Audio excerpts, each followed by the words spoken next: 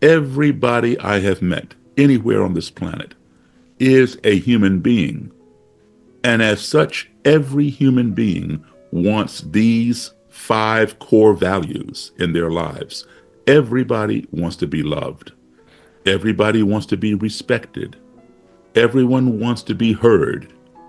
Everyone wants to be treated fairly and truthfully.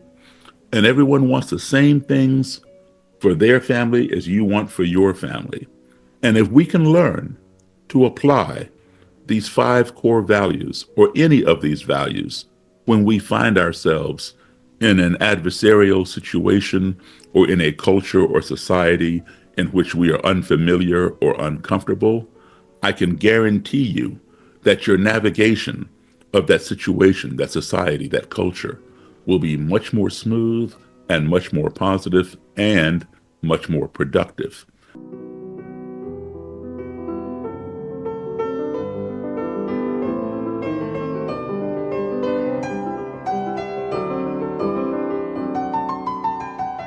Hi everyone, this is another episode, and my name is Carly van Welsen, and my co-hosts for today are Leah Jacobson and Rachel Rappaport. And I'm super excited about our special guest today, that is Daryl Davis.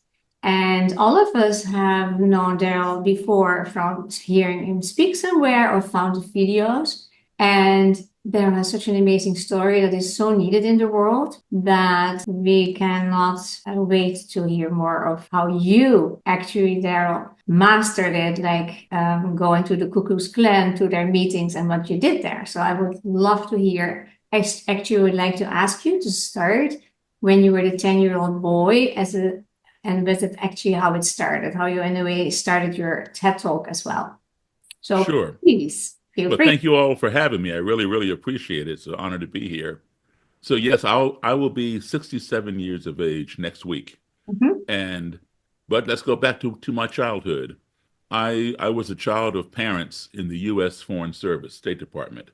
So I grew up as an American embassy kid and traveling the world at the age of 3 in 1961. I was born in 58. And so how it works is you get assigned to a country, to the American embassy in a foreign country for 2 years, and then you come back home here to the States, and you're here for maybe a few months, possibly a year, and then you get reassigned to another country for 2 years. So back and forth were the formative years of my life. I was introduced to school abroad. That was my first experience with school. I did kindergarten, first grade, third grade, fifth grade, seventh grade, all in different schools in different countries. And in between, I did the in between grades back home. Well, my classmates in my schools overseas were from all over the world because anybody who had an embassy where we were stationed, all of their children went to the same school. So this little girl sitting at this desk next to me, she might have been from Czechoslovakia, this kid from Japan, that kid from Nigeria, France, Germany, Italy, everywhere. And that being my first introduction to school gave me what I considered my baseline for what school is supposed to be. But every time I would return back home here to my own country, I would be in either all black schools or black and white schools, meaning the still segregated or the newly integrated. And just because desegregation was passed by the Supreme Court in 1954, 4 years before I was born, it did not mean that schools integrated overnight. You know, it took years and years. And even today, in 2025, in some parts of our country, they're still struggling with integration. So one of the times I came back, 1968, I was in fourth grade, age 10, and I was one of two black kids in the entire school, myself in fourth grade, and there was a little black girl in second grade. So consequently, all of my friends were fourth and fifth graders. Some of my fellow male classmates were members of the Cub Scouts, and they invited me to join. 1968, I joined the Cub Scouts. I was the only black scout anywhere in the area. And we had a parade, and you might be familiar with this, Leah, since you're in the Boston area. We lived in Belmont, and back then, and I think they still have it today, they have something called Patriots Day, where every year they do a parade from Lexington, Massachusetts to Concord, Massachusetts, to commemorate the ride of Paul Revere. And the streets are blocked off and the sidewalks are lined with spectators. Well, back then, all the spectators there were white. I was the only black participant anywhere in this parade, and I'm marching with my fellow scouts, Cub Scouts, the Boy Scouts, the Girl Scouts, the Brownies, 4-H Club, and different organizations, and people are waving and cheering and smiling and yelling, "The British are coming" and all this kind of thing, until we got to a certain point along this parade route when suddenly, pow! I'm getting hit with bottles and soda pop cans and just small debris from the street. Not everybody, just a small group of spectators off to my right on the sidewalk mixed in with the larger crowd. I remember there being a couple kids, maybe 1 or 2 years older than me. I did not know them, and a couple of adults who were throwing these things. And when I got hit, I turned to see what's happening, and I saw this group of people doing this. And my first thought was, oh, these people over here, they don't like the scouts. That's how naive I was. I did not realize that I was the only scout getting hit until my scout leaders came running and they covered over me with their bodies and quickly escorted me out of the danger. I realized that no other scouts were getting this special protection, just me. So now Mm-hmm. I'm wondering, what did I do? I didn't do anything. Why are they doing this? What's going on here? All they do is kind of shush me and rush me along. Keep moving, keep moving, keep moving. Everything will be okay. I kept moving. They never answered my question as to why this was happening. I had no idea. And so I'm conjuring all kinds of excuses in my head. Is it because I'm new? People don't know me, they're testing me or whatever. The new kid on the block, whatever. I had every excuse but the right one. Mm-hmm. So when I got back home, my mother and father were not there at the parade. They had something else they had to do, but they were home when I got there. And they're cleaning me up and putting band-aids on me and asking me, "How did you fall down and get all scraped up?" I told them I did not fall down. I told them exactly what happened. For the first time in my life, my mother and father sat me down and explained to me what racism was. Believe it or not, at the age of 10, I had never heard the word racism because that word, that behavior did not exist in my world. That's why it's important to understand the Yeah. world that I lived in. I was around everybody, every color, every religion, Oh, every yeah. culture, and racism just was just not there. Mm-hmm. So when my parents were telling me this, it didn't make any sense. And my 10-year-old brain could not process the idea that somebody would want to hurt me for no other reason than the color of my skin. So my parents were not telling me the truth. I did not believe them. And to prove that they were wrong, I pointed out the fact that the people over here on the sidewalk who were doing this did not look any different than my friends at school or my friends in the Scouts or my American friends from the American Embassy or my little Swedish or German or French or Danish friends. So color had nothing to do with it. My parents kept assuring me that was the reason. I didn't believe them. Well, in April of 1968, that same year, Martin Luther King was assassinated, and every major city in this country burned to the ground with violence and destruction, all in the name of this new word that I had learned called racism. Right there in Boston, my hometown, Chicago, where I am right now, in Washington, D.C., in Miami, you name it, all these major cities burned to the ground. And I then realized my parents had told me the truth. This phenomenon called racism, it does exist. But I did not know why. So at that age, I formed a question in my mind, which was, how can you hate me when you don't even know me? That question is so, so, so good. That is really like the best question. It's a very simple question, It's such a but good question. but it requires an answer, you Yes. know. Right. And I began buying books. I began, as a kid, I began buying books on black supremacy, on white supremacy, on anti-Semitism, on racism, on the Ku Klux Klan. on the Nazis in Germany, on the neo-Nazis over here, trying You to work. understand this thing. And when I would ask people, why do people do that? And they give me an answer. Oh, Daryl, some people are just like that. That's just the way it is. Well, that's not an answer for me. I need to know why, right? So I remember watching a program on PBS when I was like around 11 years old, and it was on the Third Reich, and they had actual footage. And I remember this German soldier picking up a piece of cinder block, brick or something, and he hit this Jewish woman in the head. And of course, that reminded me of what happened to me. Not quite that violent because people threw things, but this guy hit the woman in the head with the brick, and she went down. And my father and I were watching this program, and I started crying, and I didn't understand. And he was explaining to me what Nazis were and all this other kind of stuff. And I just could not believe that people like this truly exist, right? So I continued buying these books.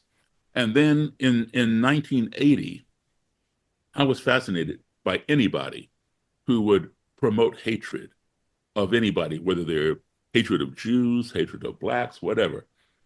I went to Vienna, Austria, and I had dinner with Simon Wiesenthal, Ah, the famous Nazi hunter, and I picked his brain. You know, I graduated college. I graduated college in 1980, in May of 1980, and in September I went to Vienna, and I had dinner with him, and I got to talk with him and answer a lot of questions because he had tons of experience, which I had none, and so he was a big inspiration to me. to me. And since that time, I've done some work for the Simon Wiesenthal Center here in this country, and they gave me an award a couple of years ago. But so, anti-Semitism and racism are things that are part of our history. Everybody has history, the good, the bad, the ugly, and the shameful. And anti-Semitism and racism are definitely part of the bad and shameful. And, we cannot turn a blind eye to this. It must be turned face up and addressed and then move on. And we have to come together on this a lot because a lot of history right now is being erased. It's being erased, it's being omitted, it's being denied and rewritten. And many, many years ago, there were great relationships between blacks and Jewish people Yeah, because these were two marginalized groups. yeah, All right. And in fact, it was some Jewish people who helped co-found the NAACP, you know? yeah. So we need to revisit that history and come together because we both are experiencing all these kinds of hatred being put upon us. And that's key because people will do that in order to divide and conquer. So if you keep people fighting amongst themselves, it makes it easier for you to do what you want to do at the top. Mm. I so agree. It is so different than creating awareness. It is more Yeah, because the core of your question, how can you hate me if you don't know me? It is like, how can you love me if you don't know me? It is the basic, why would you have something against somebody you don't know to begin with? That is already right. itself. So then you went for a job somewhere, and then you got in touch with the Ku Klux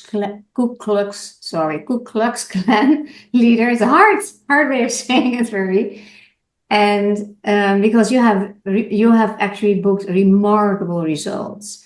And to change people's opinion with the prejudice, like you see today so much, there are so many lies flying around that because there are so few Jews in the world compared to such a bigger group that has so many lies and untruthful things said about us, it's so hard to even have people listening, to get them to listen Well, to the truth. And you have such a great experience with that.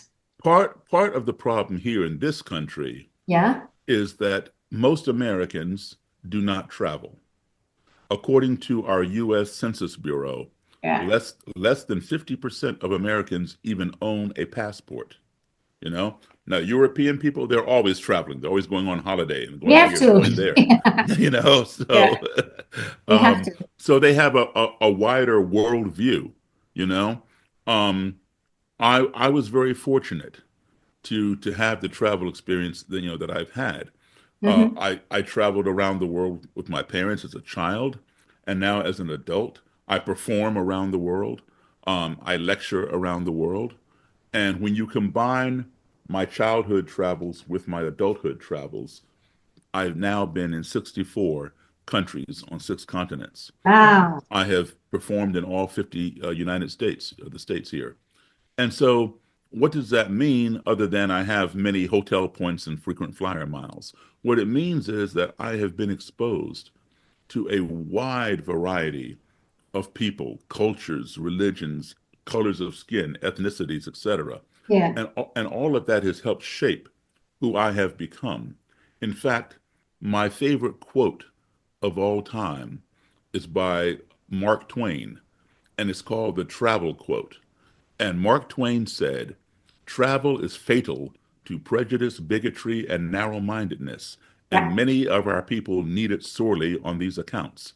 Broad, wholesome, charitable views of men and things cannot be acquired by vegetating in one little corner of the earth all one's lifetime." And that is so, so true. I'm going You to know? post that quote in the Yeah. description because it is so powerful. You just look it up. It's called the travel Yep, quote, I Mark will find Twain. out. Yeah. Yeah. And so now I will say this, all that travel that I have does not make me a better human being than someone with less travel. Hmm. But what it does is it gives me a better and broader perspective on Yeah. humanity than those people who've not been exposed to other people. So all they have are perceptions and presumptions about Yeah. somebody that they don't know, Yeah. right? So I try to take my experience and share it with other people, vicariously or whatever. And even today, I mean, like you and I are sitting here now on the internet. Um, in the past, if I wanted to see somebody in Germany or in Yugoslavia or whatever, I had to go across the Atlantic or Pacific Ocean to visit with these people, right? Today we can do it on the internet virtually and learn about each other. But Yeah. still, we don't do enough of that in Yeah. this country, and this is what what we have to do.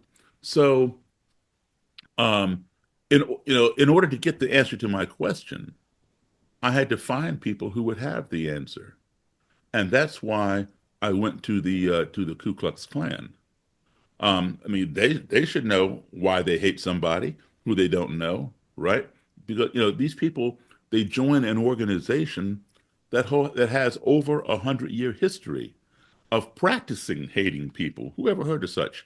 You know, I understand, joining an organization to practice piano or practice dancing or stamp collecting or, whatever, but you join an organization to practice hating people, and I wanted the answer to that question. So in the process of my seeking them out and meeting with these people, some would talk to me, some would not talk to me. Some wanted to fight with me and all that kind of crazy stuff. But I went all around the country interviewing leaders and members. And I became the first Black author to write a book on the Ku Klux Klan from the perspective of face to face, in person interviews. Um, all the other books were written by white authors.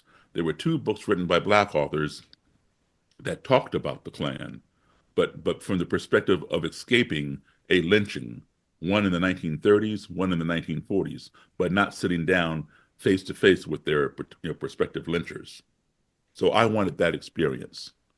And and what I've learned is this in my travels. I've learned that no matter how far I go from the United States, whether I go right next door to Canada or right next door to Mexico or halfway around the planet to the other side, no matter who I meet, maybe they look like me, maybe they don't, maybe they speak a different language or they worship differently than I do, maybe they don't worship at all. I always conclude one thing, that everybody I have met anywhere on this planet is a human being. And as such, every human being wants these 5 core values in their lives. Everybody wants to be loved. Everybody wants to be respected. Everyone wants to be heard. Everyone wants to be treated fairly and truthfully, and everyone wants the same things for their family as you want for your family. And if we can learn to apply these five core values or any of these values when we find ourselves in an adversarial situation or in a culture or society in which we are unfamiliar or uncomfortable, I can guarantee you that your navigation of that situation, that society, that culture will be much more smooth and much more positive and much more productive. And that has been the key to one of the keys to my success at getting some of these people to renounce that ideology, and give it up. Another thing is this perception. There is a saying, which I'm sure you all have heard. It says, one's perception is one's reality. So Mm-hmm. whatever somebody perceives becomes their reality. Mm-hmm. Even if it's not real, it's their reality because that's all they know. They perceive it, right? So one's perception is one's reality. That's very important because you cannot change somebody's reality, right? They have to change their reality. And this is the mistake that too many of us make. We try to change somebody else's reality, right? If you try to change somebody's reality, you're going to get resistance. You're going to get pushback because that's all they know. Even if it's not real, they think it's real. All right. So the more you attack their reality, the more you're going to get resistance. And if you keep on attacking their reality, it's going to escalate and then it's going to turn into violence. So what you want to do is, if you want somebody's reality to change, what you want to do is offer them a better perception or better perceptions. If they resonate with one of your perceptions, then they will change their own reality because one's perception becomes one's reality. So let me give you a hypothetical example.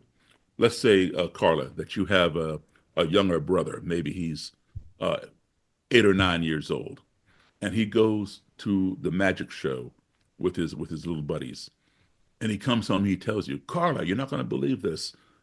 I went to this magic show, and this magician on stage, he asked for a female volunteer, and 50 women raised their hand. And he looked in the audience, he picked one out and brought her up on stage and said, what's your name? Where are you from?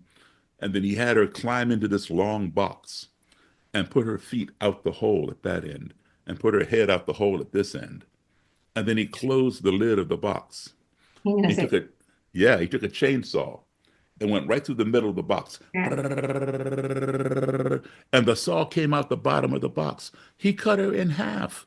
And then he told her to wiggle her feet. And she wiggled her feet out the hole. And you say, listen, it didn't happen like that. Yes, it did. I saw it. I was there. You were not there. I saw it with my own eyes. You didn't see it. I was there. Yeah. He's telling you the truth. He was there. You were not there. You did not see it. But yet you are attacking his reality. He knows what he saw. And how can you tell him he didn't see that when you were not there? So he's going to get very defensive, right? And to prove to you that this man did exactly what he told you and it's real, he tells you after he cut her in half and she wiggled her feet, that he took the half of the box with the feet and he moved it over here to stage right. He took the half with the head and moved it over there to stage left. Yeah. And then he walked over there and he talked to the woman's head. And she talked back with him. They had a conversation. And then he brought the two halves back together. He said some abracadabra or whatever. And then he and then he opens the lid and the lady climbed out. He cut her in half. He put her back together and no blood. And you say, listen, that's an illusion. No, it's not. I'm telling you, it's not an illusion. I saw it. He's going to go off on you because now you've attacked his Let's reality argue. again. Yeah. You Yeah. know? So you don't want to attack his reality. He only knows what he knows. You know different. You're an adult. You know that cannot happen. All right. So what you do is offer him a better perception. You say to him, I understand what you're saying, but let me ask you a question. Do you think that maybe, just perhaps, that maybe it's possible that when the man asked for a female volunteer and all these women raised their hand and he picked one out of the audience, you think maybe it's possible that maybe she works for him. Maybe she knows the trick, and she travels all around the country with him, and she always sits in that same theater seat wherever they go. That way he can look around the audience and he can zoom in on her and bring her up on stage. When she climbs in the box, there's already a pair of mannequin dummy legs laying on the floor of the box that are wearing the same stockings and same high heels that she has on. She grabs the handles and shoves them out the hole. So the feet go out the hole, the shoes go out the hole.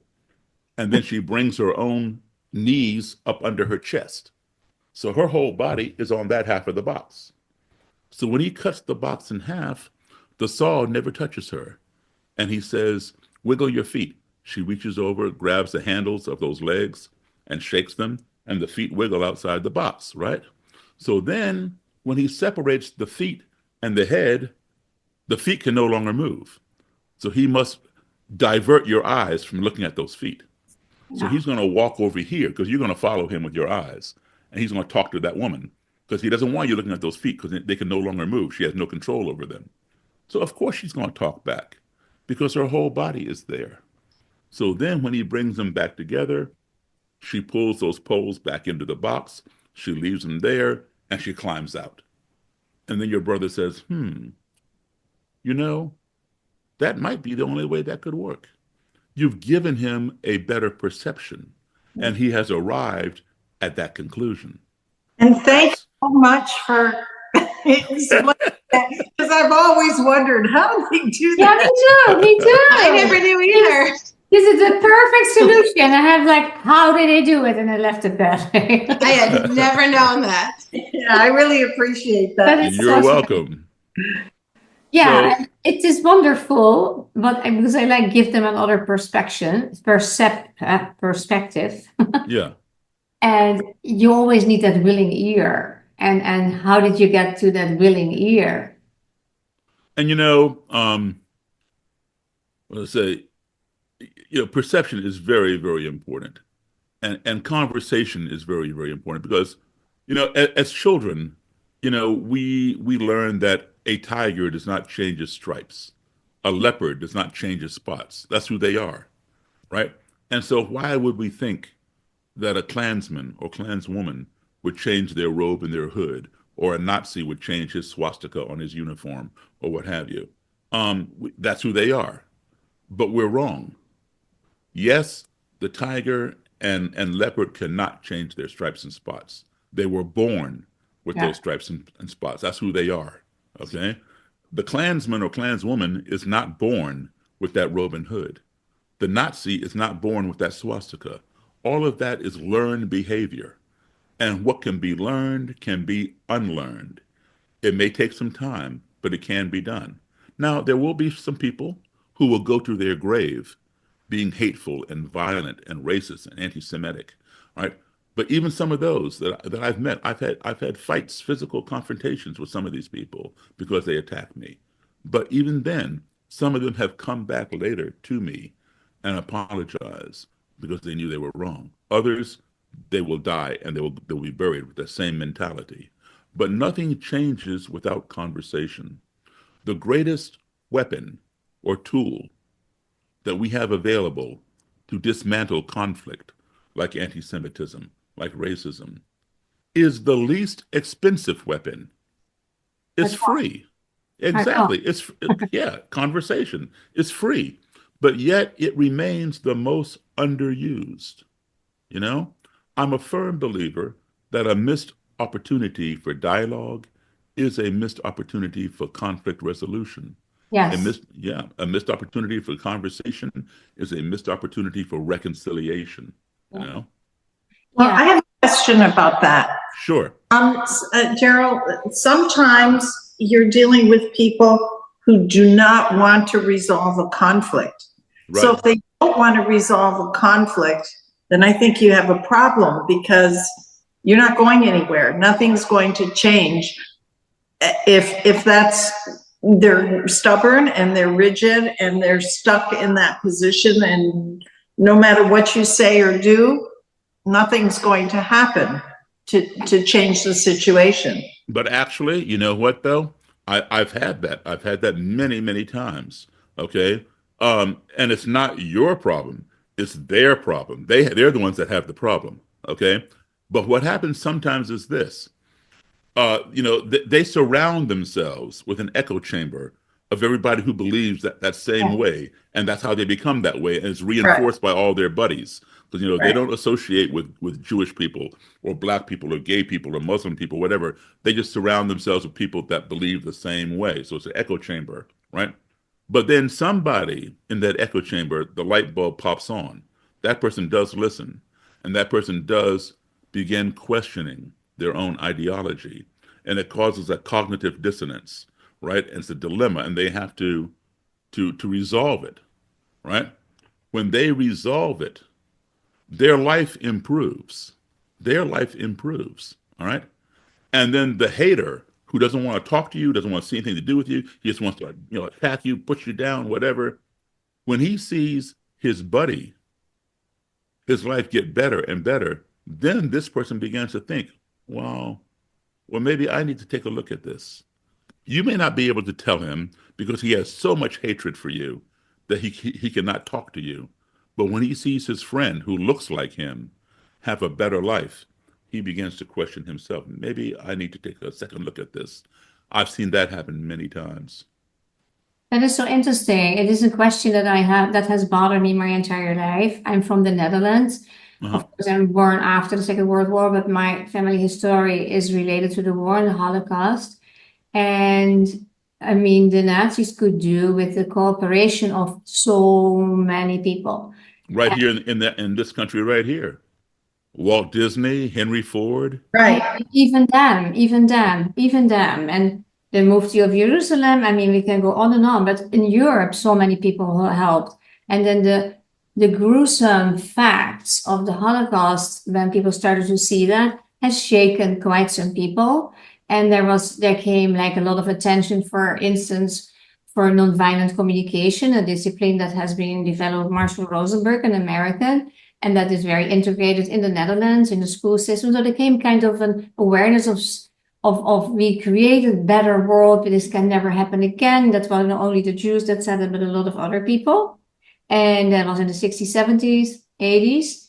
And today, all the old, not all, but a lot of the old stories and the lies and the prejudice and the blood libels, you name it, and I speak now about anti-Semitism, they just pop up again and we continue like where we were 100 years ago. And I find that very difficult because I see so many people and the young people are having so many ideas that I think with regards to Jews and Israel, that's not the truth. That's not a lot of facts. They speak about a lot of facts. I mean, lessons in compassion and kindness and awareness and respecting everybody. I think that could do a lot of good. I have seen that in the Netherlands happening. That helps. And kids, of course, they need to hear those messages, and you touch them, and even if they hear at home different things, they still have the message that they got. But how is that for you in your life? Do you feel like that it got better in America? Do you feel like, wow, because I read somewhere and I heard somewhere that you turned like 200 Ku Klux Klan members It's into KKK. different people. So how did you do that magic show here? That is amazing. Well, again, it comes from, my background Yeah. of being around different people. But I'll say this, perhaps if I had never had that travel experience and never been around all these different people, would I do this today? Maybe not. Maybe I'd be trying to stay as far away from them as Yeah. possible. If my first experience with white people was getting hit in the head with a bottle, maybe I'd have a different perspective, right? That my reality would have changed. Yeah. But because I was exposed to people already who looked like the people who were hurting me, but these people didn't hurt me, I could not paint everybody with a broad brush. Yeah. I had to be able to separate. These people don't behave like those people, but they look alike. So I cannot just castigate everybody in the same box. Yeah. Of course. And this is the thing, that we have to do with a lot of people, because as you point out, a lot of people have false perceptions about Jewish people. I'll tell you something. I give anywhere from 60 to 80 lectures a year, all around the country, abroad, wherever. Uh, High schools, colleges, universities, police departments, corporations, churches, synagogues, civic organizations, whatever, or Freedom Fest, these kinds of things. Um, I would say 2 to 3 out of every 10 lectures I give, especially on a university campus or whatever, this will happen. I'll do the lecture, I'll show some Klan robes and swastika flags and all this stuff, and I do a Q&A, and then I'm finished. And then people are leaving. But 2 or 3 out of 10 times, there will be somebody hanging out in the back of the auditorium, not doing anything, just hanging out back there. And I've come to learn what's happening. That person, he or she, is waiting for everybody to go away from me, because at the end, there's still some people who want to ask one last question, or they want to touch one of my Klan robes or whatever. So they come to the podium, and I talk with them and whatever. And then when they start leaving, that person in the back comes down, and that person looks around, makes sure nobody's around. Oh, hi, Mr. Davis. I really enjoyed your lecture. I shake their hand. Thank you. I know what's going to happen, but I just wait. And then they look around some more. They say, my mother is in the Klan, or my father's a neo-Nazi. Wow. And this is how I was raised. I'm from wherever, and I was raised this way. And now I'm here at University of fill in the blank, whatever university it is, and my girlfriend is Jewish, or my boyfriend is black, or my best friend is gay. I can't take them home. My parents will kill me, or disown me. And I can't tell my friend, because if I do, they will drop me. So they got this secret that Wow. is sitting on their chest, burning, causing an ulcer. And they have to talk to somebody. They have to get it out. So they talk to me. And we'll go somewhere and sit down, and we'll have a conversation. I totally understand it, because they come from some area that is homogenous. Everybody goes to the same high school. They go to the same church. They go to the same swimming pool. They shop at the same grocery store. They vote for the same political candidate. They cheer the same sports team. Everything is homogenous, right? And then they leave, and they come away, and they go to college or university. And on the university campus, the high school and neighborhood don't come with them. But on that campus, there are high school and neighborhoods from all over the country, and maybe even all around the world. So they're seeing things they never saw back home. They're learning that Jewish people don't have horns and black people don't have tails. So how do you go home and tell your mom and dad, you were wrong? Jewish people are okay. Black people are okay. Your parents are going to disown you, or, and they're not going to welcome your friend home. So, it's a struggle for them, because once they see something, you cannot unsee it. It's like after you ring the bell, you cannot unring the bell, They've been exposed. And now they have to share that factual information with their friends from high school back home, and their parents who still believe a lie. That is such a fascinating situation that happens every time. Let me give you an example. Wow. You remember Malcolm X? Yeah.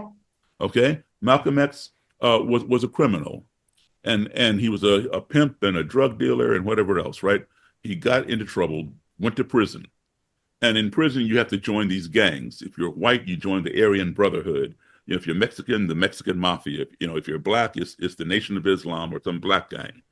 Otherwise, you're out there swinging, and somebody's going to attack you. So you need that gang family to protect you, which is ridiculous. They should not allow that in the prison. Oh. But anyway, so he was exposed to Nation of Islam in prison. He changed his name to Malcolm X. All right. And Nation of Islam was created right here in the United States. It is not the main Islam. No. It's just a sect, a faction of Islam, right? Just like the Ku Klux Klan claims to be Christian. They're not the Christian that I know, that I went to church with, right? But they claim to be Christian. Okay, Nation of Islam is the same thing. It's not the real Islam. Okay, but for people who don't know, they suck him in. All right. So he became a Muslim, a Nation of Islam. His leader was Elijah Muhammad, and all this. And every Muslim wants to go to Mecca, and make their pilgrimage there, right? So at one point, he hated white people. He thought white people were the devil. They were the evil, etc., right? And he preached against them all the time. He went to Mecca, and in Mecca, he saw other Muslims there, Asian Muslims, white Muslims, right? Who knew more about Islam than he did. It blew his mind. Like, what? What? You know, this can't be. And it was. He realized he was not getting all the information from Nation of Islam. Something was wrong. He was being brainwashed. When he came back home to the States, he began telling everybody about these white Muslims, these Asian Muslims, these Ethiopian Muslims, et cetera, who knew as much, if not more, than he did. That got him in trouble. That's what got him killed. Wow. He was assassinated, right? It's true. Because he was exposing the truth. We have Malcolm X Boulevard right in Boston. I've been on it. Wow, that's very powerful. I didn't know that.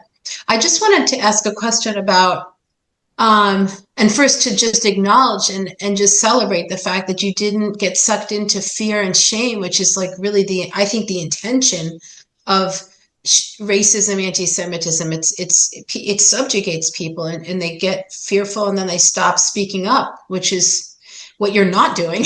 So that's right. If you want to speak to anything like that idea, because it's like, as a Jewish person, it's very easy to feel intimidated when you're so small, and it's so pernicious and entrenched and ubiquitous. It feels that way right now. Yeah, absolutely. And I understand. I have a very good Jewish lady friend right down the street from me. I've known her for 30 years.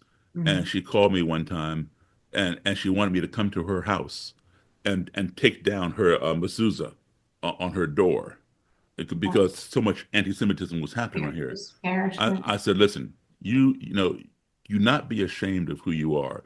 She has her Star of David, but she puts it in here. She doesn't wear it out. I said, listen, this is who you are. Believe in it. Stand up for it. Because if you allow somebody to intimidate you and keep you down, then you are perpetuating what they are trying to achieve anyway. You're helping them to achieve it. You are so right on that. Yeah. So powerful. Yeah. That is. So did she allow not to do it, or did she? Yeah, she leaves the mezuzah above the door. She kept it. But she still puts her Star of David in here, depending upon where she's going. Yeah. I do that too, by the way. It's like, okay, I keep my teeth rather the way. But you see, I can't hide, right? I worked in an all-black school in Boston for K through 12, and it was my first experience being the minority. And I have to say that experience, it blew my mind, because that's when I realized, and we have much more in common than I could even have imagined. But I think it's really important for people to have experiences like that.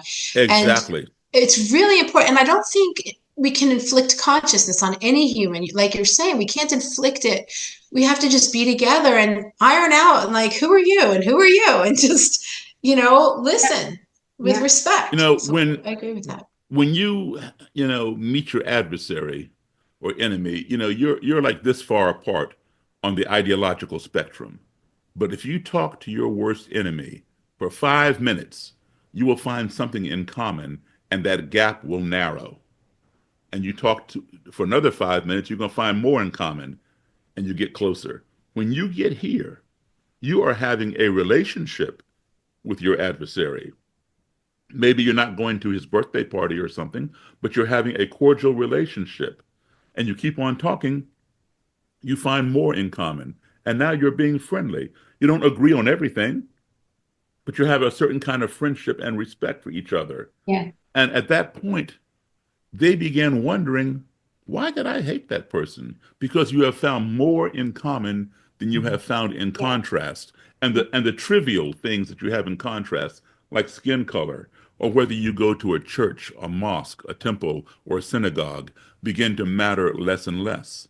And that way you see the hate begins to evaporate, because they cannot justify hating somebody with who they have so much in common with.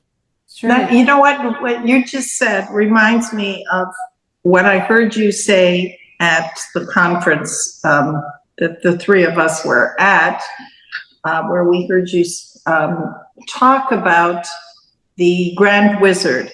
And if you could tell that story for our listeners, I think it's a fascinating, incredible story of how you came to meet him, what happened during that meeting with him, and what ended up being the result of that interaction. Okay. The Grand Okay. So there was a large white supremacist rally in a city known as Charlottesville, Virginia, back on August 12th, 2017. And it turned very violent and very deadly, as Yeah. everybody knew it would. Yeah. And one of the scenarios there, an Imperial wizard in the Klan took a gun and fired it in the direction of a black man. He had pointed it at the man's head, and then he lowered the gun and fired it, and the bullet went into the ground near the black man's feet. And so he was eventually, arrested and charged. The charge was discharging a weapon within 1,000 feet of a school. Okay, that's on the books. So that's what they charged him with. I knew this Imperial wizard, and I went to court, and I suggested to the judge that he let me take this man to this new museum that had recently opened up in Washington, D.C., known as the Smithsonian National Museum of African American History and Culture, and provide him an education. Yeah. Because he's not going to get an education in prison. No. But let him come with me, this Klan leader, and I will take him down to that museum. We will spend some time there and let him learn things that he's never seen before. It might help him to open up his perceptions, right? And so the judge agreed. He agreed. And I bailed him out of jail. And I took him down to D.C. He and his Klanslady fiance, and we toured the museum for about 2.5 hours. Yes. And I mean, you can barely get the tip of the iceberg. That place is just so big. But we did a lot, and I had been working with him for about a year, and he was going to marry this fiance, this Klanslady. So they invited me to the wedding. And, this had never happened before. And so I said, yeah, I will come. Yeah. And I was happy to do that because I could see change occurring, And then about maybe 2 weeks or so before the wedding, the young lady is from Chattanooga, Tennessee. And her father was too ill to come up and escort his daughter down the aisle to give her away. So rather than ask one of his clan members, one of the male clan members, to step in, they asked me if I would do it. Hi, fantastic. So I had to think about that for a moment. Like, Yeah. What? Yeah. What's going to me? Yeah. And so I said yes. I want to do that. I said, but I want this documented. I want to call CNN and invite them to film it. And they trust me, and they said okay. And they said just ask CNN not to film any of the Klan people's faces because they could lose their jobs and all that kind of stuff. I said okay. So I spoke with them, and they said yes. They'd be happy to come there, and they won't film the faces of the wedding party. They can film the bride's face, his face, my face, the preacher's face. So they came and they did that, and I escorted her down the aisle. It was all on TV, on the news, and they got married, and I'm on their marriage certificate. That's so fantastic. But but these are the kinds of things that can happen through the power of getting to know one another. You may be miles apart ideologically, but when you sit down and have a conversation with somebody, and you bring out the humanity in them, Yeah. and they see the humanity in you. Those differences that you have begin to close in. Yeah. And then you begin wondering, why do I hate that person? We have more in common than we do in contrast. And that causes, that cognitive dissonance to realize this has to be resolved. Yeah. Something has to give here and change. Yeah. And then the things that you have in difference, such as skin color, or whether you go to a church, a synagogue, a mosque, or a temple, it begins to matter less and less. And for them, it's like lifting a burden off of them, because hate is very heavy. It's very heavy. Yes. It weighs you down. It pulls you down, you know? I like that very much how you approach that. And I think it definitely is very effective for many, many people. There is a little problem here and there, maybe it's bigger than little, that the ideology really fed in religious way, like these are people you need to kill because they're non-believers.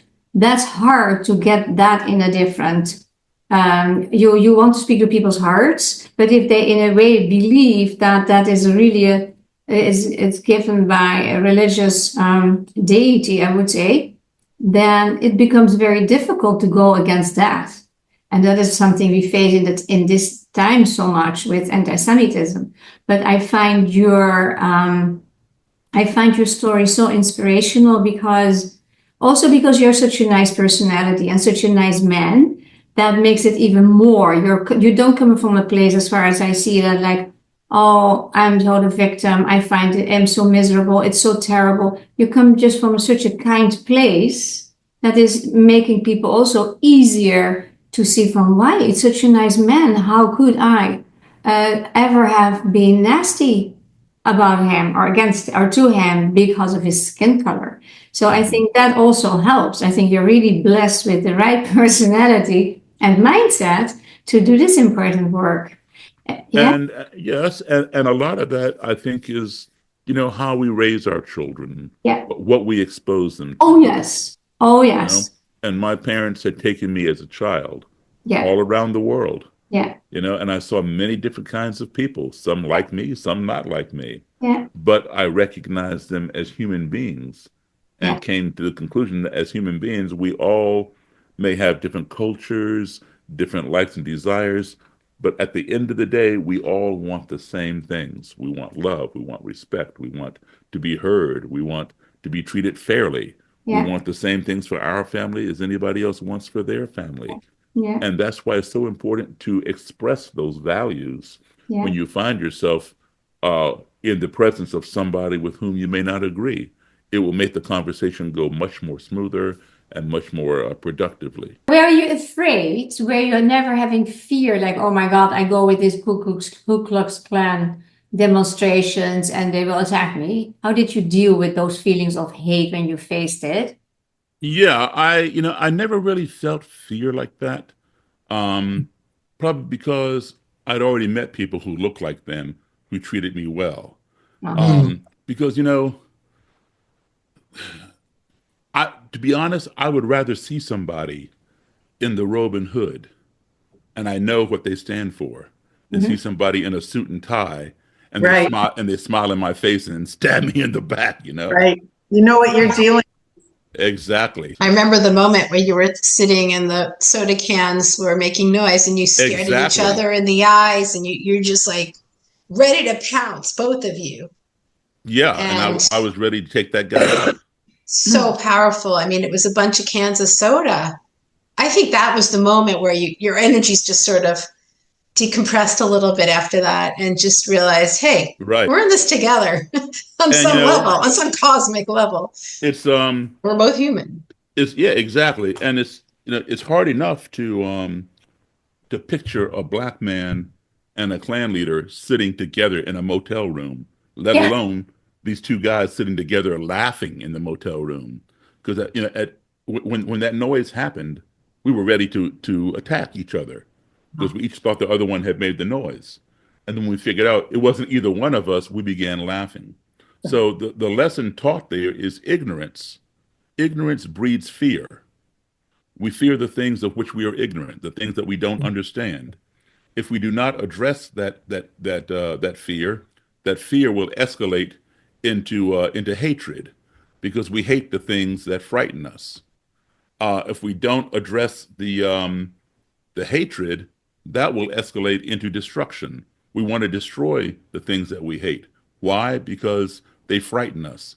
But guess what? At the end of the day, they may have been harmless and we were simply ignorant, you know? Yeah. I Wow. think, Well, I think that the word prejudice comes from the Latin. I think it's prejudicium, which means coming to a conclusion before you know the facts. yeah. I'm wondering if he contacted you and he gave you the robe, what he said at the Oh, end yeah. He, when he hung it up. I have a whole ton of robes and hoods, but the leader, the one that you're talking about, he called me and asked me if we could have dinner. And I said, sure. You know, I go out to, to dinner with him from time to time. And he said, I got something I want to tell you. I said, well, tell me right now, because we're on the phone. He goes, no, I want to tell you in person. He goes, I haven't even told a lot of my members. I said, oh, okay. I had no idea.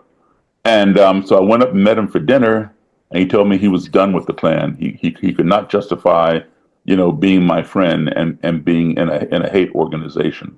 And how long a period of time, like from the time that you met him to the time that he decided that he was going to give up with the Klan? How About I think it was about let's see, 91, 92, about 6 years, five and a half, 6 years. I was very, very proud of him, because he came to that realization, Yeah. So I was very happy. Can you still see me? Yeah. Yeah. Okay, so I want to show you something here. Do you want me to do If I can share screen? find it. It goes back to what you said earlier. You offered him a better perception of himself Exactly. as a non-hater. Because he didn't want to be a hater. It must be such a nice feeling to be done about that hate. He liked himself better. Oh my goodness. Oh, Okay, Daryl. that's a young Daryl and Simon Wiesenthal at dinner in Vienna, Austria. Yeah. Is that you? That's Yes. I see. me. So nice. Oh my Wow. gosh, you met him in person. I read all his books. I had so much admiration for this man. Yeah. What would you tell anti-Semites now? Like if you were in a crowd of anti-Semites, like what would you say? The same thing, hatred is hatred. The exact same thing that they claim is being done to them, they are perpetuating upon other people. Misery loves company. These are anti-Semites are miserable people. Yeah. And what has happened is they have been brainwashed. They've been taught to believe that every problem in their life is because of the Jews and because of the blacks. We're the ones who have made life very difficult for them. Right. So and they're surrounded with this ideology. So they need to see the other side, and that's what I provide to them vicariously. That's so powerful that you say that, because there is a Dutch book from a Holocaust survivor that was a boy and his entire family was murdered, and he came back from the camps, and he had a hard time to get over all this. He never got, and he wrote a book. You cannot live with hate. You cannot live with hate. He didn't want to go so far to hate all those people, even the neighbors that helped the Nazis. He didn't want to live with that hate. And it makes such a change in you if you say, I have that too. I don't feel hate. I don't want to hate. I don't feel it. Can I be very angry? Oh, yes. But that is different. If you live with hate, that's not a great feeling either. It's horrible. Right. It's horrible for the people themselves even to have that. I have a question. Okay. There's a woman who is a Syrian Lebanese Muslim, and she is an activist for Israel. She's pro-Israel. She is a Zionist. Her name is Rawan Osman. We actually interviewed her. She's an amazing woman. She speaks in many countries, and she was recently in the Netherlands, and she was trying to speak to, maybe it was a group of university students who were pro-Hamas people, and what she encountered was the most horrific reaction. People did not let her speak. They made noise. They did everything to shut her voice down. So she wasn't able to speak, and it happened in several places that she went to speak. And she's Muslim, you know, so you'd think that they'd be curious to hear what she was saying, because she's Muslim and has firsthand experience, you know, living in a Muslim country and also being in Israel, living in Israel, and visiting Israel many times. So what happens when you come across a situation like that where you can't even speak? Because listening is a very important part of the communication. And when people don't want to hear it, what do you do? You realize that these people, they are afraid that they might hear something that contradicts their Right. reality. Right. And what you have to do in some cases is get those people by themselves. Because when they're in that group mentality, it's like a pack of wolves. They all want to attack. But individually, they're not as defensive. Right. It is also a bit arrogant that you think your opinion is better than the others. It is very, very arrogant and disrespectful to do that and think I know better than you, and that's why I behave like this. I think I found this. Check this out. This guy, his name is Jeff Scoop, and he was a 27-year member of the largest neo-Nazi organization in this country, the NSM, National Socialist Movement. For 25 of those 27 years, he led that organization. He led them. All right, so check this out here. Oh, didn't find it. I think that point that Daryl just made about the group think needs like an underline, because they get a sense of community and identity in their hating. They get something social for it. And power as well. And power, they get to belong. I mean, and there's power in numbers. So they get something really like personal for it.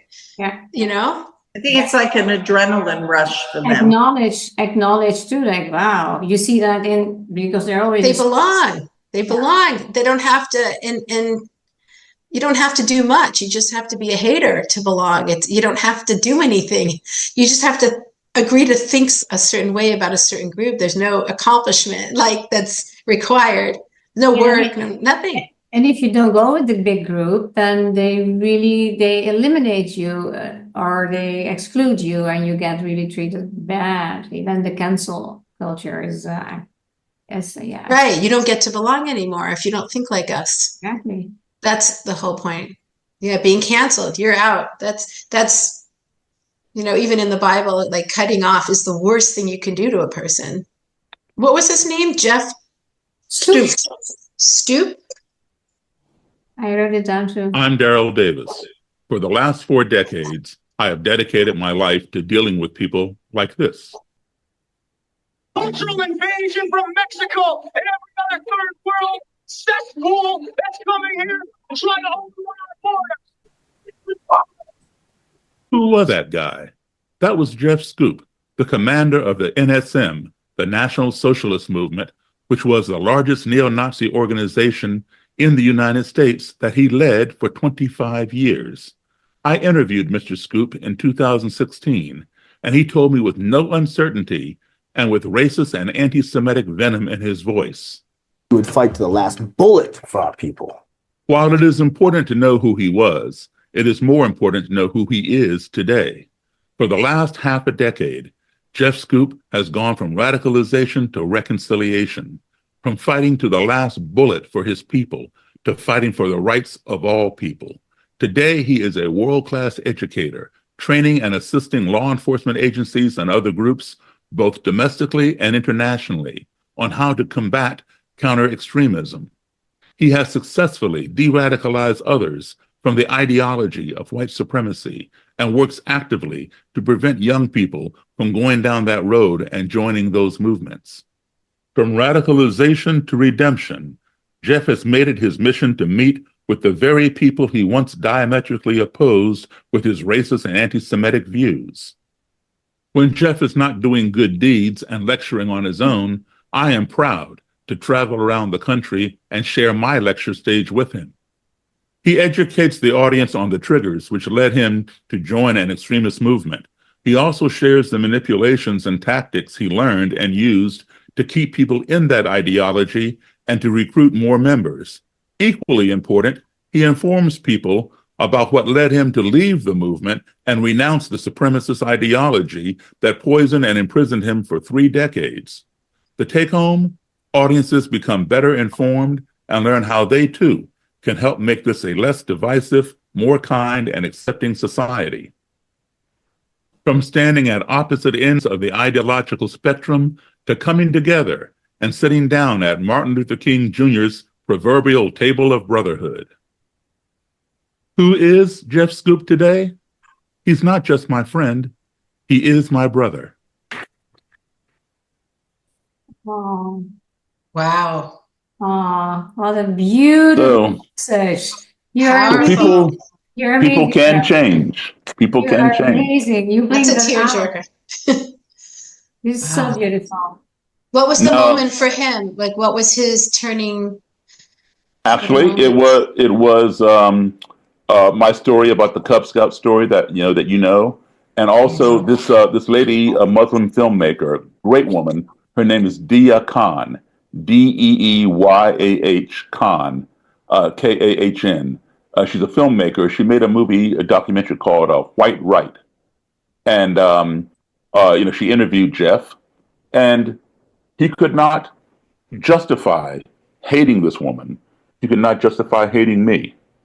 And so he struggled with that for a while. Because, when you are a leader in these organizations, people look up to you. I mean, you don't look up to him. I don't look up to that ideology. But those people, those followers, they look up to him. It's like God, to them, like Trump supporters to Donald Trump or something. That's an idol. And so when you have that kind of power, you don't want to give it up. And then how do you go and tell your followers that you recruited into this organization, hey, folks, you all need to get out. I was wrong. That takes a lot. Yeah. And that's what he did. Wow, that's amazing. Yeah. Now, this other guy here, let me see if I can find it here. I think I might have shown this at, here we go, at Freedom Fest. This guy, because see, what these people do, these white supremacists, they are recruiting law enforcement and they are recruiting veterans. And they go after the veterans that have only been in the military for 2 years because they figure that if you've been in the military for 2 years, you're not quite 100% loyal to the government because these groups are anti-government. But if you're in there for 2 years, you have received the training in weapons, bomb making, and survival skills. So we will recruit you into our organization so you can teach us, right? So they got this one guy, he was a chief petty officer in the U.S. Navy. And he served 2 tours of duty and decorated and all that. And they recruited him into the Klan. He became the Grand Dragon of Florida, the state leader for the Klan in Florida. And he joined Jeff's organization, the NSM, National Socialist Movement. So he was an officer in there at the same time. So he got the Klan emblem, which is a red circle and a white cross and blood drop, tattooed on one side of his chest, and got a swastika tattooed on the other side of his chest. So let me, and then I'll tell you something. If I had not met this guy, he would be one that you would be hearing about on the news, who goes into a black church or into a synagogue and boom, boom, boom, a lone wolf. That was his mentality. He hated black people, hated Jewish people. He made a statement, all Jews are homosexuals. They should all be exterminated, every single one of them. Let me play that for you right here. Okay, so that's him right there. It looks in the so military. clean cut. Exactly. I'm And shocked how this is what he wholesome became. looks. He looks This is what this. There he is there. Oh my. Now listen to what he says. Jews and homosexuals, they should be exterminated, every single one of them. And here he is in his Klan robe. You know, you hear about people waking up and finding Klan literature on their lawn or on their porch. That's what he would do after darkness. He'd go out and throw that trash on people's front porch or on their yard. Okay, so he knew who I was. He didn't like me. He had not met me. I knew who he was, and but I'd never met him. And a former neo-Nazi, it's a very good friend of mine, who also tours with me and stuff, kept talking to him, saying, you need to call Daryl. You need to talk to Daryl. So finally, this guy emailed me, and we talked. And he wanted to meet me. I didn't have. He lives over in Jacksonville, Florida. I didn't have time to go down to Jacksonville and meet with him that time. At that time. So we talked for about a year through email and on the phone, etc. And I could tell he was changing. And finally, he decided he was done. He was giving it up. And so I had a 5-day gig in Orlando, Florida. And during those 5 days, I had 1 day off. He told me he wanted to give me all his Klan stuff, his Klan robe, his swastika flags, all that kind of stuff, and let's have dinner. So I drove over to Jacksonville, and we went out and had dinner. Went to his apartment. He gave me his Klan robe, gave me his swastika flag, all that kind of stuff, and he got his tattoos removed. So check this out. Here we are. He came for, but like Grand Dragon robe.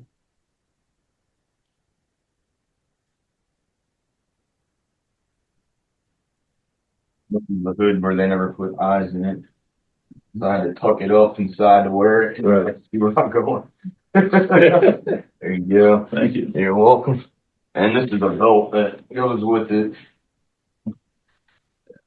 Where's all that stuff going, Daryl? It was going into my museum. Wow. It's amazing that somebody can go from being that extreme and that hateful to just changing that dramatically. That's what's so incredible. Because it sounds like this guy dedicated his whole life and existence to that hatred. Wow. And it's painful. It doesn't look easy to do. Was that the result of his childhood? His parents were like that? Or It'd be my pleasure to help him remove those and start a new life.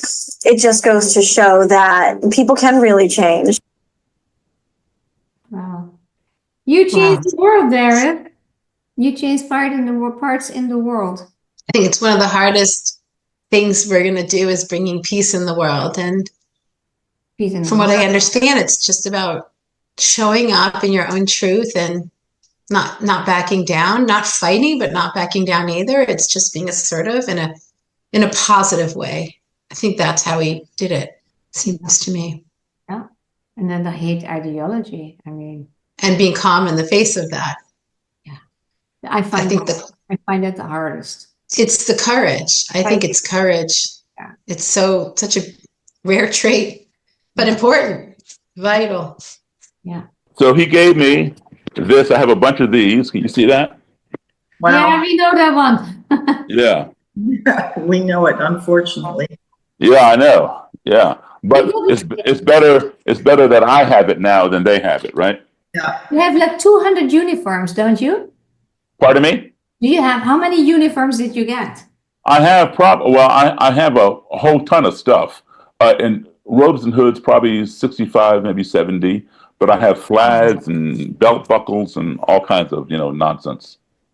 So one thing I want to ask you, when you became friendly with the Grand Wizard, and was he the one to ultimately change the hearts and minds of fellow Klansmen? Yes, he did. He did a good number of them. Not all, but quite a few. Yeah. Wow. Because he's the leader, so they join because of him. So whatever he does, they do. It's like Simon Says. So his word meant something, exactly. And then I'm sure that he introduced you to them so that they got to know you as well. So was Right. just talking about the friendship that you had developed. He actually introduced you to them at their rallies, I understand. You went to Yeah. rallies? Yeah. And, some of them were very upset because they thought he had sold out. He'd been brainwashed by me. He and I were in bed together and all kinds of crazy, conspiracy stuff. Yeah. Yeah. It's amazing that they had to find new identities outside of hate. Because, Yeah. when you're hating, it's always about the other and it's external. Right. There's nothing going on here. But he Right. probably is a different person now, like his own Well, person. we learned that we always have to have a scapegoat because it's never our fault. It's always somebody else's fault. It's the Jews, it's the blacks, it's the whatever, Now, and see, the powers that be, they implement that to keep people hating one another. In the original Ku Klux Klan, the Ku Klux Klan was founded in 1865 at the end of the Civil War. In the original Klan, the Klan was a reflection of the Confederacy. In the original Ku Klux Klan, there were Jews, and there were Catholics, and there were Protestants, because it was a reflection of the Confederacy. There were Jewish Confederates, there were Catholic and Protestant Confederates. And as it spread and got bigger and bigger, so did the violence. It got so violent that the U.S. Congress got involved, and they passed a bill. You should look it up. It's called the Ku Klux Klan Act of 1871. All right. And that bill drove the Klan underground. It suppressed them. They didn't go away completely, but it suppressed them because of all the violence. Then in 1915, a new movie was made called Birth of a Nation. And it glorified the Ku Klux Klan. And it caused a revival of the Klan. So now a new Ku Klux Klan was born. Same robes, same hood, same whatever, but they added some more rules. Some new rules were this: you had to believe in Jesus Christ as the Son of God. You also had to hold allegiance to the United States. And you also could not reveal any Klan business to an alien. An alien is their term for any non-member. If you're not a member, you're an alien. Okay? So Jews were barred because Jewish people believed that Jesus Christ was just a regular man, not the Son of God. So they barred the Jews, and they barred Catholics for two reasons. Catholics, they hold their allegiance to the Pope. Where's the Pope? He's in the Vatican. Where's the Vatican? The Vatican's in Rome, Italy. So you're not holding allegiance to the United States. That's one reason. Number two, if you're a Catholic and you go out and you night ride, you create terror, hang somebody from the tree or bomb their church or their synagogue, where do you have to go? You have to go to confession. And the priest that you confess to is an alien. He's not a member of the Klan. So now you are revealing Klan business to an alien. So they barred Catholics. All right. So Jews and Catholics were barred. And then in the 1970s, membership had begun to fall off. And so the Klan opened the doors of membership a little wider. So now they allow Catholics to join. They don't allow Jews, but they allow Catholics to join the Klan. Now, there have been some Jews who were self-hating Jews who did join the Klan, and people did not know that they were Jewish. In fact, the leader, the Grand Dragon of New York, his name was Daniel Boros. You should look him up. Burros. Daniel Boros. He was a Jew, and he hated Jewish people, and he joined the KKK and he rose to the ranks and became a big leader. Well, then the New York Times was doing some background research and found out that he was Jewish, and they called him to interview him, and he panicked because he knew his life would be over if that was exposed. And so he went to the Grand Dragon of Pennsylvania, who I know. His name was Roy Frankhauser. I knew Mr. Frankhauser very well. And allegedly, Daniel Boros took a gun and blew his head off and committed suicide in Roy Frankhauser's house. Now, I sat in that room, and there's blood and brain matter all over the ceiling that's still there from when he did that. And Roy showed it to me. And in talking with Roy, he didn't come out and say this, but he indicated that that might not have been what happened. And he talked around the thing. So there's a possibility that Roy is the one who killed him. Oh, wow. Yeah. That's Holy. Amazing story. Did these people realize that Jesus was a Jew? They deny it. They deny it. Jesus is a Palestinian today, right? Yeah. Huh? You say Jesus is a Palestinian today. Yeah. Palestinians Yeah. exist in 1965. That was the invention of Arafat. But we don't, Right. we don't do history. We don't do history. But I mean, the saying goes, if you tell a lie and you keep repeating it, it You becomes believe the it. truth. Yeah, Right. yeah. And in the variation of what we speak about today, it is also so running through families for generations of the prejudice, right? It is something you hear as kid, probably in your parents' home. And when I was Uh-huh. 21, I had nice good friends, and one of them, she said to me one day, Carla, you're the first Jew that I meet in person because most of them are murdered in the Netherlands. And she said, and you don't have those negative traits. And I was like, all with this kind of things I find hard to deal with. And then I asked, like, what are those traits? And she started to tell me things. So how do you know that then? Because I don't know this trait. And she said, yeah, that's what my family, what you hear in your family. And I was her maid of honor at her wedding, so it was not in the way, but this was just, I found it very powerful because it is the surprise, like what you hear, so she had those beliefs and she was like, oh, Jews are like that, but I find that this actually, that should happen with everybody. It's crazy. Carla, it reminds me really quickly, I had a speech therapist friend and she helped me with my son. And we were so close. She was in my house twice a week feeding my son. And there was one day she told me she just went shopping and she drew down the price.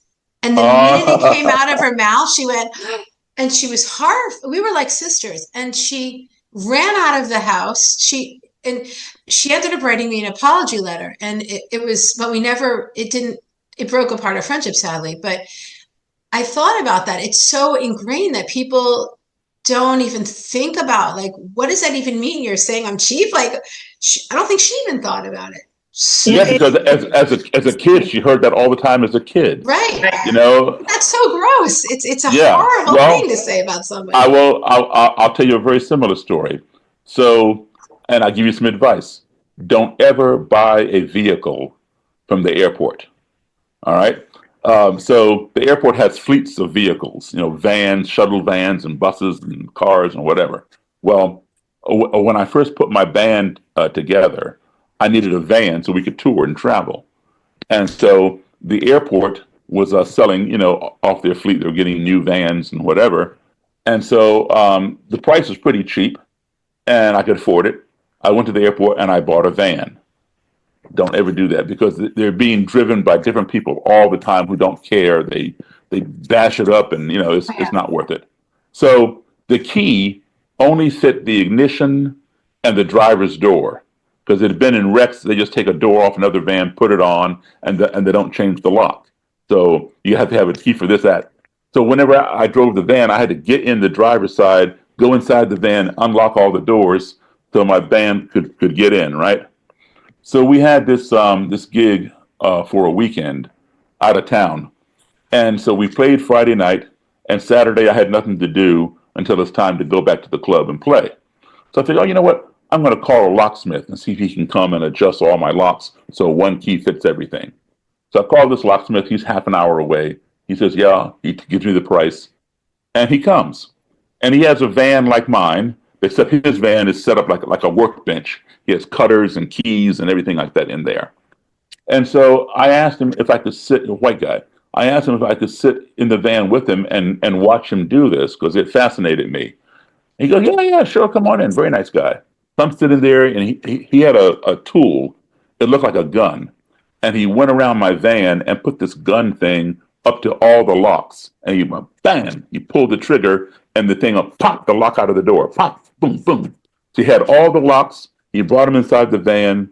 He sets them down on his workbench and he opens up each lock and he's going to adjust the tumblers so they all match and fit the one key. So I'm fascinated, right? I'm just watching all this. And he says to me, did you try to adjust these tumblers? I said, no, man. I said, I don't know anything about that. And that's why I call you. I said, why do you ask? And he said, well, it looks like somebody nigger rigged the thing. Oh, I said, what? I said, what? did he even know what he was saying?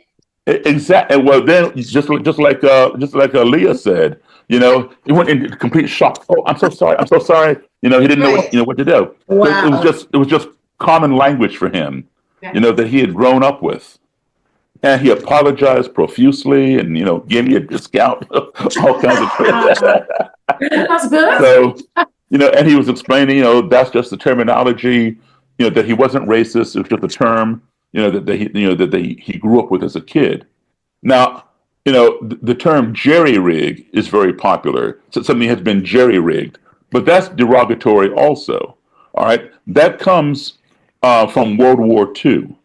When the U.S. troops were fighting Hitler, and we're over in Germany, a lot of times the Nazis would place bombs on the bridge, so our tanks would hit one of the bombs and blow up the tank. So we say that we call the Germans jerrys, just like so the bridge had been jerry rigged, just like we call the Japanese people, we call them Japs. It's derogatory, all right. So whenever something has been, rigged or whatever, falsely, we call it jerry rig. Well, he was using it as nigger rig, and it was just commonplace for him. And just like, the gypsies, somebody tried to gyp me out of my money, it's derogatory. Somebody tried to Jew me down, all this kind of stuff.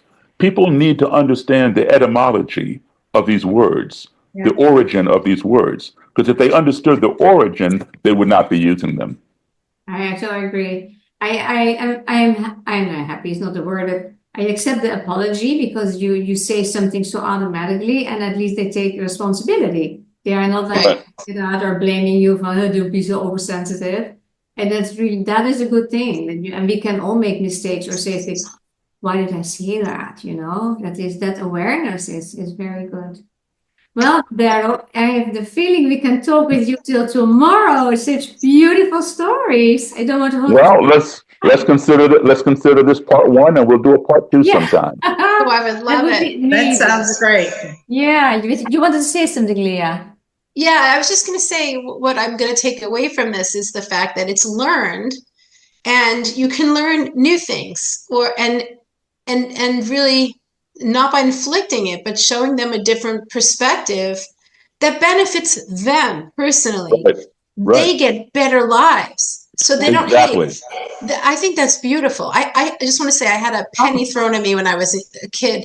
I didn't know why it was like a penny thrown at me. I was like, what are you doing? But this young boy in fourth grade was carrying hate. I mean, fourth grade, it's the way it is. But I just think about how the person's life is much better because they're not growing as people. They're just, I don't want to say it's like alcoholism, but it's like there's something there in the middle of it all that's blocking their own growth. It's like an escape or a distraction. Exactly. And there's an old cliche, misery loves company. Yeah. When you put out negativity, you get negativity back. Yeah. If you put out positivity, you will get positivity back. I'll give you one quick example. Like if you're driving down the highway or something, right? And somebody's coming up the highway on the other side of the median and they flash their lights at you. What does that usually mean? Cop. There's a cop on, a little further down, slow down, right? I appreciate that. Right. You appreciate it. Exactly. Totally. Okay. And you don't know that driver that warned you. You have no idea who that was. And they don't know you either. They're trying to save you from getting a ticket. All right. So here's the example. And this is human nature. All right. So you're driving down the highway and let's say, you're coming up this hill and you're speeding. You're doing 75 miles an hour in a 55 zone. And here comes another car, over the hill and they flash the lights and you slow down and you cruise over the hill, you know, at the rate, and there's a cop with his radar, and you slow down just in time. You're like, woo, right? And you go on by. He doesn't chase you. You are grateful. You appreciate that person for flashing those lights because it's going to cost you $150 to get points on your license. Your insurance goes up. All kinds of complications, right? That person saved your butt. So as you continue going down the highway, you began flashing your lights at oncoming traffic to let them know somebody did you a favor. Now you're going to pay it forward and do somebody else a favor, right? But let's say this. Let's say you're hauling your butt down the street and flying down the road, and people coming and nobody flashes their lights, and you go across that hill and there's that cop and he goes, up, pull over, you know, and you hit the pull over, and he writes you out a ticket for $150 and you got points on your license. He gives you the ticket and says, sign right here, and you sign it. He says, you have a nice day, you know, and then now you're mad because, you know, you got this ticket. And do you flash your lights at other people? No. You figure, you know, nobody flashed their lights at me. I'm not going to flash my lights at That's anybody. exactly what happens. Yeah, in that way of thinking. That's beautiful because it shows like we're all sort of connected, Right. regardless of our color, race, creed. We're all human and we're all sharing the same energy. Either it's You going don't to be good know. or it's not. You don't know if that was a man or a woman in that oncoming car that flashed the lights at you. You don't know if they were Jewish, Doesn't matter. Hindu, Buddhist, atheist. You don't know anything about them. One But they person makes a saved you. different decision. One person decides, I'm going to do something positive, and that's the ripple effect. And then exactly. And if one person does something negative, that could also have a ripple effect. Exactly. Yeah. Wow, powerful. Powerful. Yeah. So what I didn't know, but what I just heard, is that you have also written a wonderful book. So can you show that? Because I really would love people to read that and to get your work. Sure. This is my brand new book. It's called The Klan Whisperer, and it's available on Amazon.com. And it is my second book. My first book is this one right here called Klan-Destine Relationships. This one is out of print, but all the material from here is in the new book. Oh, that is great. And there are updates and new stories. So it's a 2-for-1 in this book. And, That's a good marketing prize. Yeah. I love the title Clandestine. I find that brilliant. Yeah. So, you know, I also explained the techniques of conversation, how to have productive conversations with people with whom you may disagree. Yeah. Oh, I'm going to order it right away. And The Klan Whisperer. Yeah, for sure. Well, thank you so very much. Well, thank you all. Enjoy the rest of your evening, and let's stay in touch. I love it. Thank you so much. Thank you so very much. It was a Okay. pleasure talking to you. Take good care. Thank you. Bye-bye. You too. Bye-bye. Thank you. We have a small request, and you probably know what it is about. But we have this very interesting situation that 91% of our returning viewers do not subscribe, but they are returning, so they must like it. And that would be great if that is you, if you will be so kind to subscribe, eventually leave a like if you like the video, or even leave a comment, that's even nicer, or have a request. That would be great to hear from you. But please support our work by subscribing. Thank you so very much. That would be such a favor to us.